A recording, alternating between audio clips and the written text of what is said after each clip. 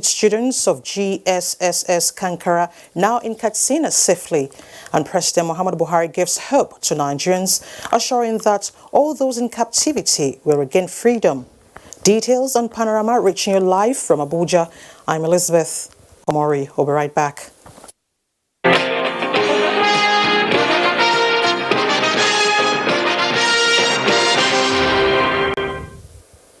Thanks for joining us. All the 344 rescued students of government's Science Secondary School Kankara have been received at the Government House, Katsina. The Katsina State Governor Aminu Bello Masari commended the parents of the students for their patience and understanding. It is a time when you are going to receive properly the rescued boys, students of Government Science Secondary School Kankara who were abducted 6 days ago. He also commended the combined efforts of all security operatives and told the students to consider what happened as some of the challenges of life. He acknowledged that the students really suffered physically and mentally, but advised them to praise God for their release. The governor explained that after the handing over, the students would be medically checked before they are handed over to their parents. The governor expressed appreciation over the goodwill messages received from all parts of the country, saying this is an indication of the oneness of Nigeria, reiterating the security situation is a collective responsibility. And Sheo Adamo is on ground live from Katsina to tell us the situation there. Sheo, can you hear me clearly? Yes, thank you very much. We are now at the Katsina State Hajj camp, where the rescue students, to be precise, are going to take a time to freshen up because they have been for 6 days unkept. So with me is the secretary to the state government, Dr. Mustafa Mohammed Inwa, who is going to take over from me. Okay. Just continue. Okay, hello? Hello, I can hear you clearly. Thank you so much for joining us on Panorama. Yeah, welcome. Thank you so much. Now, could you tell us a little about the children? How are they now? No, the children are okay. All that they look tired, exhaustion, hunger. I was just there for 7 days in that condition. But they are all right now. They are already accommodated. They are given food. Now they are eating. They will bath and change clothes. Then their parents will come and start collecting them. Okay. What about the parents? How are the parents? I know they are happy. Everybody's happy. There are 344. Okay. Yes, and all of them are here. None is lost. None is lost. We thank God for that. Now, what about the parents? How are they taking the news of the release? Yes, a few of them are here, happy, praying, thanking God, and they cannot express their joy, honestly, and all of us. Yes, and I believe very soon this place will be full to capacity because the parents understand many of them are on their way coming here. They cannot wait longer. So they will come here and we are doing documentation to ensure that the right person, either father, guardian, is handed over to so that we don't make mistakes. So the ministry officials are here taking statistics of all the children concerned, their names, the names of their parents and other things. And the local government administration also are invited to come to assist, and the government has already secured buses that could transport those who do not have means of transportation to their respective places. All right. Including the traditional laws. I'd like to take you on the issue of medical checks. When would medical checks commence, considering the psychological effects of... Some medical personnel, they are here also. They are taking care of the health needs because quite a number of them have some challenges, especially with because they were without shoes and trek for a very long distance. And a few cases, certainly, but not any, there's no sign of any major ailment among the children. All right, well, thank you so much for your time, and we appreciate the federal government for the efforts. Thank you. Thank you. Meanwhile, President Muhammad Buhari is reassuring the nation that his administration will not leave anything to chance until all Nigerians still in captivity in parts of the country regain freedom and reunited with their families, while the Boko Haram insurgency and other acts of criminality brought to a halt. This while speaking to NTA State House correspondent Adamu Sambo shortly after the release of the abducted students of Government Science Senior Secondary School Kankara in Katsina State. We thank God that the law enforcement agencies, in this case especially the military, the army, and the governor worked extremely hard. And as soon as they got them, the governor rang me and informed me. And I congratulated him and the army that organized the operation and so on. How do you personally feel about this development? The military is well trained. I think they are sufficiently motivated. The governor, I'm very impressed with the governor. He has been, up and doing since it happened. And I congratulated him that the children have been successfully recovered. There are many Nigerians still in captivity across the country. Is there any hope that they will soon be released? Well, we are doing our best. Remember when we closed the borders, we found out that still somehow the terrorists or the abductors still get weapons and ammunition. They still take people hostages. They are collecting millions of naira. We have a lot of work ahead of us, and some of the things we may not say. I don't want to compromise the security and the efforts being put by the law enforcement agencies. But really, we are acutely aware of our responsibilities. Our responsibility is to secure the country. So we have a lot of work to do. What message do you have to the armed forces and other security services in the country in view of the recurring incidents of kidnapping and other acts of terrorism in parts of the country? Well, armed forces know their job. I meet them. We have security meetings from time to time. They must be very clear of my instructions.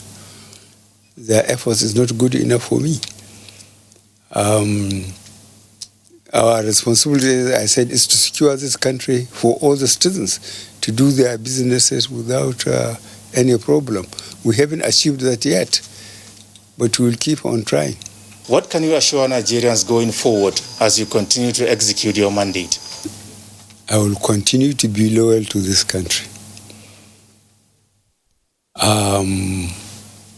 I have asked for this mandate. I got it. I must not advance any excuse for failing to perform. But the insecurity, I'm extremely worried about it, and I hope next year it will be different. Those among the law enforcement agencies that remain in charge will be extremely busy. Thank you, Excellency. Thank you very much. State House correspondent there, Adamu Sambo, in the chat with the President on the release. The President of the Senate, Hamid Lawan, said he is relieved at the news of the release of the hundreds of schoolboys kidnapped last week Friday at the Government Science Secondary School Kankara in Katsina State. In a statement by the Special Advisor to the President of the Senate on Media and Publicity Affairs, Ola Awuni, Senator Lawan said this news will delight their parents and all people of goodwill in Nigeria and across the world who have been horrified by the ordeal of the innocent children. He described the recent incident as enough warning for Nigeria to deploy all the resources required for the security of all Nigerians and the nation's educational institutions. Senator Lawan applauded the prompt intervention and productive engagement of President Muhammad Buhari, Governor Aminu Masari of Katsina, and security agencies for the coordinated efforts. And to speak more on the release, I have with me in the studio Jide Ojo, a public analyst. It's nice to have you in our studio. The pleasure is mine. All right, so now, how would you thank you so much, how would you describe the situation, considering the psychological effect of this on the children? First and foremost, we need to appreciate God for the safety and security of the lives of these children while they were in captivity. Yeah, it's 1 week of trauma that many of them will live to remember for many years to come. But the good thing is that they are all safe and will be reunited with their families. The trauma is there. And as the Commissioner for Education in Katsina State, they are going to make them go through psychological and medical evaluation, and those of them who are healed will be treated before they are reunited with their parents. It's just that we need to forestall the reoccurrence of this. This has been abduction too many. Of course. In the last 6 years, we have had 3 major abductions, starting with Chibok in 2014, and Dapchi in 2018, and now these Kankara schoolboys. But, you know, I'm happy that the release has taken the steam off those who want to politicize this matter. Okay. Because people were already taking political positions, and you could see some political interest groups marching and demanding for the release of the schoolboys. And few hours after this protest started, and government was able to secure the release, which All right. is very important. That brings me to my next question. Should the method being used here to release these children be adopted for the release of others in captivity? I wouldn't know what method was used for this, but we also recall that in the case of Dapchi in 2018, I guess, they were also released within days. The only sore point with Dapchi abduction was the non-release of Leah Sharibu, which government still promised they would do everything to release her. And you also recall that under this administration, over 100 of Chibok girls were also, their release was also secured, even though we still have a sizable number in the captivity. So the bottom line is that whatever back channel communication strategy was used, which has worked in the case of Kankara, which has worked in the case of Dapchi, should also be employed. But prevention, it is said, is better than cure. What we need to do now is to prevent reoccurrence of this. And in my column in the Punch newspaper last Wednesday, I actually wrote on this issue, and I asked the question about what is happening with our Safe School initiative. There was a Safe School initiative that was launched some few years back, which was meant to secure our public schools. You will be shocked that many of our public schools do not have perimeter fencing. They do not have any security. No scanning machine, no CCTV, nothing. So you can, even with that abduction, there are so many schools that have been raided, that have been vandalized by undesirable elements because there was no security. Okay. So this is the time, this is a wake-up call. While we focus on abduction, what is happening to many of our schools, particularly public schools, goes beyond abduction. Like I said, many of them have been vandalized. You see principal's office, one day you will just wake up, everything is gone. All the gadgets, all the furniture will have been vandalized. And many of these are not reported. But where human life is involved, and don't also forget, it's not a northern phenomenon. Of course. We have had abduction in Lagos on 2-3 occasions, in Igbola, in Ekpe. Even though the number is small, we have 6 abductions the last time it happened. But prevention, I said. Okay, now before we talk about prevention, really, how do we secure our schools to avoid such reoccurrence? That's exactly what I was on. 1, all schools, private or public, must have perimeter fencing. 2, we must put in place some monitoring devices. That's, you need to infuse technology. CCTV. You need to have CCTV cameras mounted in strategic places. You need to also have scanners. So when anybody comes in, they are scanned and frisked. But beyond those measures, you also need to have a well-trained security personnel. They don't have to be police, they don't have to be DSS, but security